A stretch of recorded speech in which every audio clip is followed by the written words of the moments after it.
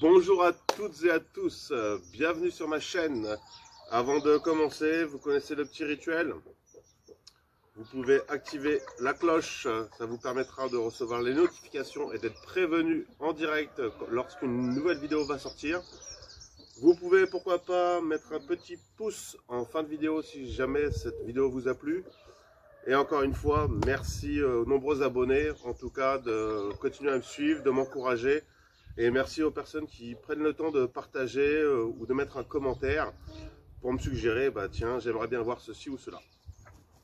Donc la vidéo du jour, c'est une demande d'un commentaire, à savoir comment on réalise les semis. J'avais le choix, semis intérieur, semis extérieur. Là, actuellement, il fait -2, donc je vais faire le semis intérieur. On fera le semis extérieur sûrement la semaine prochaine. Allez, c'est parti.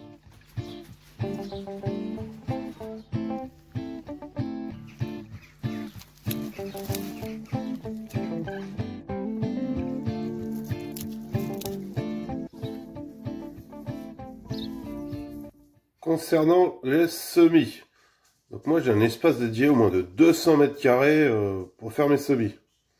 Non, c'est pas vrai. En fait, je fais ça dans ma cuisine. Si on voit, c'est ma cuisine. J'utilise du terreau à semis lorsque j'en ai. Peut-être dans cette vidéo, je vais vous montrer. J'ai fait un essai avec du terreau qui avait 2 ans, tout séché. Et bah, ça a très bien marché. J'utilise des barquettes comme ceci, avec un trou percé si possible. Sinon, ça m'arrive de prendre des culs de bouteille. Généralement, c'est pour rempoter. Sur le même principe, hein, je fais des trous au fond des culs de bouteille pour permettre d'évacuer l'eau et éviter justement que l'eau stagne, que j'hydrate trop et que je risque surtout de faire pourrir mes graines plus qu'autre chose. Donc le principe, c'est toujours d'avoir un terrain, un sol en tout cas qui draine bien. C'est-à-dire où l'eau ne stagne pas. C'est pour ça que c'est vrai pour les semis, mais c'est vrai pour votre jardin. Si vous avez une terre qui est trop argileuse, qui a tendance du coup à garder l'eau, bah, c'est bien de rajouter un petit peu de sable pour permettre le drainage. Donc bah, une fois qu'on a compris ça, que le but c'est d'avoir un sol qui est léger, c'est pour éviter justement tout ce qui est moisissure. Il y a un deuxième effet aussi, c'est que là pour faire des semis, donc moi je vais utiliser ce terreau là, j'ai pas besoin de montrer la marque.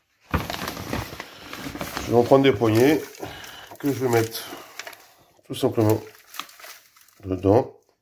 Là on voit qu'il y a des petits morceaux blancs. Faut pas s'inquiéter, hein, y a rien de grave, il n'y a rien de chimique. Tout ce qui est blanc en fait c'est de la perlite. C'est-à-dire que c'est là pour alléger, vous voyez ça comme du sable, c'est là pour alléger un peu le terreau. Hop, je remplis. Hop, hop, hop. Hop, hop, hop, hop, hop. Voilà, ça se passe comme ça. J'en mets plus, c'est pas gênant. Ce que je fais après, je fais des légers renfoncements. Je tosse pas plus que ça. Voilà. Je prends des graines, soit mes graines, soit des graines que j'ai achetées. Là, en l'occurrence, c'est des poivrons que j'ai achetés.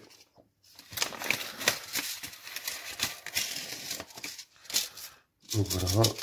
Hop. Faut que je coupe le sac. Bougez pas. J'ai ouvert le sac. Et ce que je vais faire, je vais mettre 1 ou 2 graines par trou. Généralement, quand c'est des choses que je connais pas, je suis pas sûr du taux de germination. Ce que je fais généralement, si je mets 2 graines. Comme ça, bah, si les deux marchent, bah, c'est pas grave, je séparerai, ça me fera le double de pied. Et puis s'il y a une des graines qui germe pas, bah, c'est pas grave non plus, j'aurai quand même le pied que je voulais. Ok. Un autre intérêt que j'ai pas parlé aussi d'avoir un terrain très souple, surtout pour les semis, c'est que bah, plus la graine elle va être petite, et plus on comprend que la tige qui va sortir elle va être aussi fine, et elle va avoir du mal à pousser s'il y a de la terre qui est très compactée. Donc c'est aussi un intérêt d'avoir un terreau ou une terre assez légère pour permettre justement aux graines de pouvoir s'adapter. Allez, je vais compléter les trous d'en haut avec un restant donc de graines d'aubergine. Et si on voit la date, et à droite, périmé en janvier 2019. Bon bah, perdu pour perdu, hein. Je vais en semer donc 12 graines. Et on va voir ce que ça donne. Je vous reprends tout de suite. Voilà, mes graines sont mises. Pour la partie périmée, j'ai mis du coup 3 graines. On peut supposer que s'il y a une date de péremption, c'est que peut-être que le taux de germination il doit baisser avec le temps. En tout cas, physiquement, on voit rien et il n'y a pas d'odeur non plus. Une fois que j'ai mis ça, je parsème. Je reprends mon terreau. Un peu de loin. Je parsème comme ça. Voilà, pas plus, ça sert à rien. Je vais récupérer. Je regarde le tri. Si j'ai des petits morceaux qui sont comme ça, bah, ça sert à rien de les laisser. Je préfère les retirer pour être sûr que bah, si la graine a germe, au moins elle puisse sortir. Et je vais arroser ça. Et je vais juste faire en sorte de garder humidifié tout ça. Voilà ce que ça va vous donner. Voilà. Entre temps, bah, j'ai remis une étiquette au niveau de ma barquette pour que je puisse me rappeler bah, qu'est-ce qui est censé pousser. Si vous avez qu'un seul semis, ça va aller, mais si vous commencez à faire des multitudes de semis, bah après avec l'habitude, visuellement vous allez repérer, vous allez savoir ce que c'est. Donc mais le mieux c'est quand même de tout identifier. Donc moi je prends des post-it, du scotch, il y en a qui prennent des bâtonnets de glace qui écrivent dessus, ça marche très bien. Donc une fois que c'est comme ça, donc je suis devant une fenêtre, d'accord. C'est exposé ici au niveau est, ce qui fait que toute la matinée et une bonne partie de l'après-midi, il y a le soleil qui rentre. Ce qui va permettre, une fois que les germes, les graines vont germer, ce qu'il faut savoir pour que la graine elle germe, ça a juste besoin de chaleur et d'humidité. Hein. Le soleil, il sert à rien. Par contre, une fois que les feuilles apparaissent ou autre, là, la plante a besoin de faire de photosynthèse. Sinon, ça s'étiole, en fait, ça fait des tiges. On voit bien, là j'ai mis des pieds de tomates, ben voilà, ils ont le soleil, donc bah, ils poussent, on voit que c'est violacé, et ils font des feuilles, il n'y a pas de souci. Sinon ça va faire juste une tige, et votre pied, bah, il va rien donner en fait, il risque même de mourir. Donc une fois que je suis comme ça, bah, j'arrose, j'ai pas peur d'en mettre. Voilà, faut pas s'inquiéter, ça pénètre pas forcément très bien. C'est pas gênant, ce qui compte c'est d'humidifier. Et je reviendrai demain, je remettrai une couche. On peut aider à favoriser à ce que l'eau est sûre qu'elle rentre un peu partout. Ce qu'on peut faire également, c'est qu'un pulvérisateur directement cheater entre guillemets dessus et ça va aider à ce que ça soit toujours mouillé. Voilà. Après l'aspect, je m'en fiche. Ce qui compte c'est le résultat.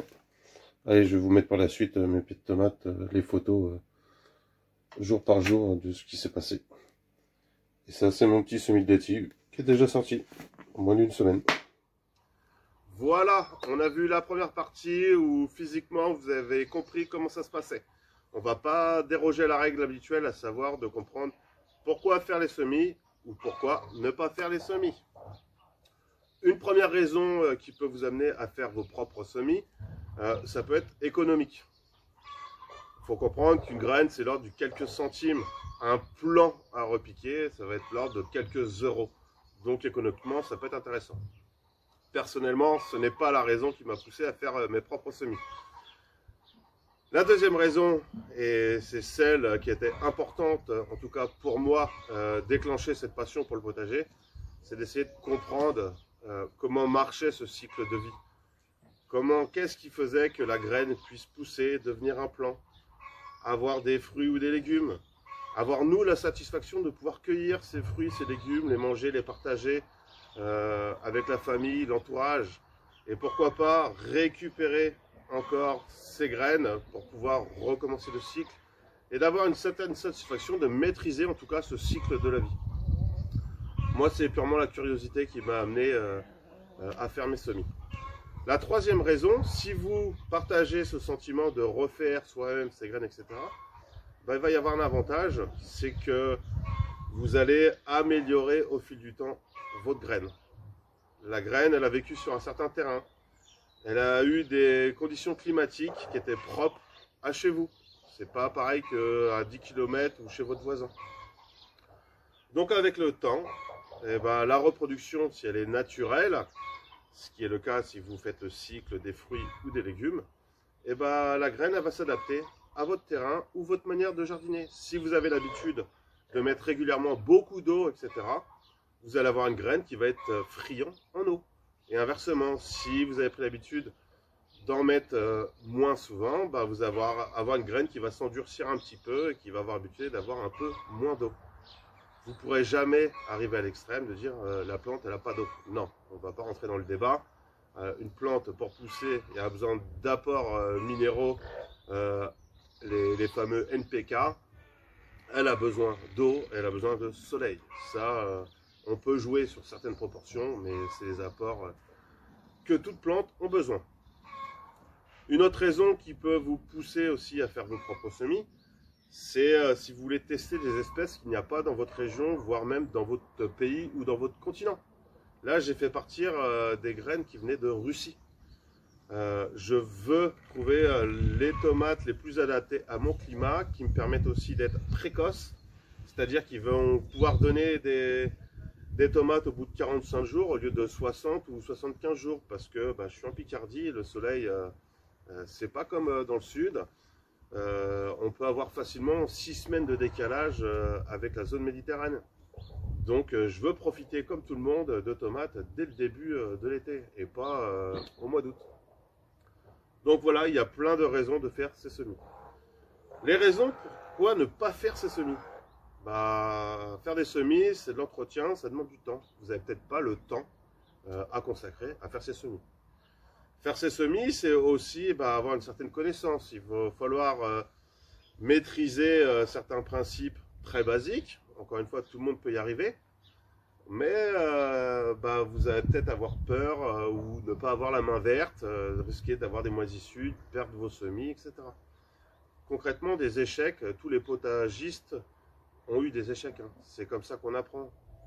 On apprend à condition de se reposer toujours la même question. Pourquoi? Pourquoi ça n'a pas marché? Si vous posez cette question-là, vous vous donnez le moyen de ne pas reproduire les mêmes erreurs. Si vous ne posez pas la question, il y a de grandes chances que d'après, rebelote et vous n'avez plus qu'à recommencer. La troisième raison de pourquoi ne pas faire ces semis, peut-être que vous avez tout simplement loupé la période à laquelle il fallait les faire. On l'a vu, mi-février, c'est la période où il faut lancer tout ce qui est aubergines, piments, poivrons. C'est très long à partir. Là, au mois de mars, on peut encore lancer, mais concrètement, au mois d'avril, il sera trop tard. Donc, au mois d'avril, si vous apercevez, zut, j'ai pas lancé mes semis, ça sert à rien de les lancer, tout simplement. Il peut y avoir aussi le choix de ne pas faire ces semis, parce que, tout simplement, vous allez récupérer des plants, ou vous allez acheter des plants, et que c'est comme ça dans vos habitudes, tout simplement. Si vous avez un ami qui fait ses semis, etc., et qui vous en donne, ça ne sert à rien de vous embêter à faire des semis si vous allez récupérer des plants. Encore une fois, tous ces choix vous appartiennent. Je fais une petite aparté concernant les graines hybrides, pas hybrides. Je m'explique. L'hybridation, il y en a dans la nature. Hein. Si vous mettez plusieurs pieds de courgettes les unes à côté des autres, ça va s'hybrider. Le pollen, il ne va pas rester dire je veux aller que sur les courgettes de Nice ou autre, etc. Non, tout ça va s'hybrider. Donc vous allez avoir des espèces qui vont évoluer. Votre graine va évoluer. Quand je parle de graines hybrides, c'est les graines qu'on appelle de catégorie type F1. C'est-à-dire que c'est en laboratoire qu'on les a modifiées. Et généralement, ces graines-là sont là pour garantir une certaine qualité de légumes, une certaine résistance aux maladies. Et elles ont un gros inconvénient, c'est qu'elles vont être stériles. C'est-à-dire qu'elles vont germer une fois. Les fruits que vous allez récupérer, si vous creusez dedans, que vous récupérez les graines, ça ne permettra pas de regermer après. Vous serez obligé de racheter les graines. Ça, c'est le gros inconvénient. A contrario, les graines type bio, ont l'avantage, c'est que c'est reproductible à l'infini, ça ne vous coûte rien, il n'y a pas besoin de racheter de graines. Par contre, vous allez être limité, ça va être plus dur de trouver justement ce type de graines. Donc voilà, je vous laisse faire le choix, est-ce qu'il faut utiliser de l'hybride ou pas de l'hybride. l'hybride type F1 ou pas, ça vous regarde. Moi, vous comprenez que par ce que je veux faire au potager, j'utilise des graines bio. Ça m'est arrivé d'utiliser des graines hybrides pour découvrir une espèce de légumes que je n'avais jamais poussé.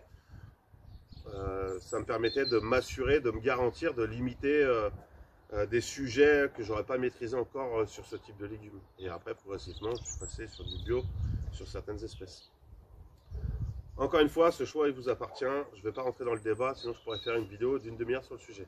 Je vais reprendre la caméra, on va retourner à l'intérieur pour continuer à voir d'autres plantations. Parti pour faire des semis. Je vais faire également des fraises. On m'a donné un sachet comme ça, que je ne connais pas. Donc on voit par rapport à la taille d'un œuf, on peut se dire qu'elles sont balèzes. Donc je vais essayer, je vais mettre ça en barquette. Les fraises, concrètement, vous pouvez faire des semis n'importe quand. Ça donnera pas cette année, c'est pas grave, mais les fraises, ça tient très bien le froid. Donc peu importe la période où je vais ressemer ça, ça partira et ça va pas mourir. Et l'autre, d'habitude, je le fais mi-mars, d'habitude. Bon, bah là, ce sera le 1er mars. Je vais faire des betteraves. Avec la particularité des betteraves, c'est que c'est pas des graines. Ça se présente comme ça. Donc, ça fait un peu flou. En fait, ceci, c'est ce qu'on appelle des glomérules. Et dans les glomérules, il peut y avoir entre 1 à 4 graines. Donc, ce que je vais faire, je vais en mettre une seule, enfin un et un seul glomérule dans chaque trou. Et ça va me garantir d'avoir 1 à 4 betteraves à chaque fois. Voilà. Je pourrais faire des semis directement en terre vers avril aussi et voir ce que ça donne. Donc pour les betteraves, au milieu, j'en ai mis 2 pour voir ce que ça vaut, ce que ça donne. Au pire, j'en donnerai des amis. Et pour les fraises, si on regarde la photo, si on zoome, ça ne marche pas comme ça, c'est dommage. Sur les fraises, vous avez dû voir en fait les graines, c'est les petits points noirs que l'on voit, etc. Ça donne ça. C'est tout petit. Donc on comprend bien que là, pour recouvrir, on va juste mettre un tout petit peu de terre, mais très légèrement, moins d'1 millimètre. Histoire de dire. Et on va mouiller aussitôt. Allez, on verra ça dans les semaines à venir, ce que ça aura donné. Et voilà, avant de vous laisser, donc les pieds de tomates, là, ça fait déjà 5 semaines, ça donne ça. Allez, je vais balayer les quelques semis. Ça va me permettre de vous mettre les photos de rappel pour la semer au mois de mars. Et je vous dis à la semaine prochaine, sûrement pour une vidéo sur les semis en extérieur. Si c'est pas le cas, ça sera une vidéo pour du rempotage, car mes pieds de tomates commencent à être aptes à grandir dans d'autres repos. Allez, ciao ciao, à la semaine prochaine.